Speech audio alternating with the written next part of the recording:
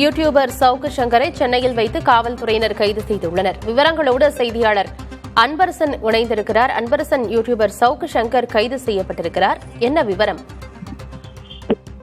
YouTuber Savukku Shankar தற்போது ஆதம்பாக்கம் போலீசாரால் கைது செய்யப்பட்டிருக்கிறார். குறிப்பாக இன்று காலையிலிருந்து அவரது வீட்டிற்கு முன் போலீசார் கதவை திறக்குமாறு கூறிய நிலையில் அவர் திறக்காமல் உள்பக்கமாக தாழிட்டுக் கொண்டிருந்த தற்சமயத்திற்கு முன்னர் தான் கதவை உடைத்து உள்ளே சென்ற போலீசார் தற்போது யூடியூபர் சவுக்கு சங்கரை கைது செய்திருக்கிறார்கள். குறிப்பாக பல்லாவரம் ரேடியல் சாலையில் அமைந்துள்ள அடுக்குமாடி குடியிருப்பு ஒன்றின் 12வது மாடியில் உள்ள தனது தோழியின் வீட்டில் வைத்து தற்போது கதவை உடைத்து போலீசார் அவரை கைது செய்திருக்கிறார்கள். குறிப்பாக ரெட் அண்ட் ஃபாலோ என்ற திரைப்படத்தை தயாரிப்பாளர்கள் மகேஷ், ரம்யா, ஆயிஷா சாதிக் மற்றும் அபிராமி வீரமணி ஆகிய தயாரிப்பாளர்கள் இணைந்து இந்த படத்தை தயாரித்துள்ளனர்.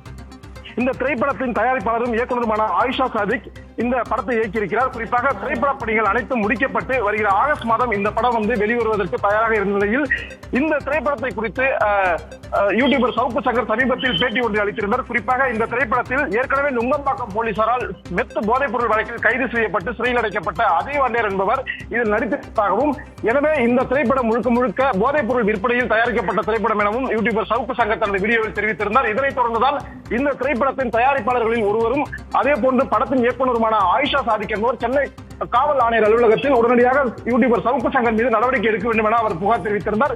இந்த நிலையில் தான் ஆதம்பாக்கம் போலீசார் இது தொடர்பாக அவருக்கு ஏற்கனவே சம்மன் அளித்த நிலையில் அவர் சம்மனுக்கு ஆஜராகாத நிலையிலும் தற்போது இன்று காலை அவரை முறையாக அழைத்து செல்வதற்காக வந்திருந்தனர். ஆனால் யூடியூபர் சவுக்கு சங்கர் தனது வீட்டுக்குள் உள்பக்கமாக தாயிட்டுக் கொண்டு தன்னால் வெளிவர இயலாது என கூறி வீடியோ வெளியிட்டிருந்தார். இந்த நிலையில் தான் தற்போது தீயணைப்புத்துறையினரை வரவழைத்து கதவை உடைத்து உள்ளே சென்ற ஆதம்பாக்கம் போலீசார் தற்போது அவரை கைது செய்து காவல் நிலையம் அழைத்து வந்து விசாரணையில் ஈடுபட்டு வருகிறார்கள்.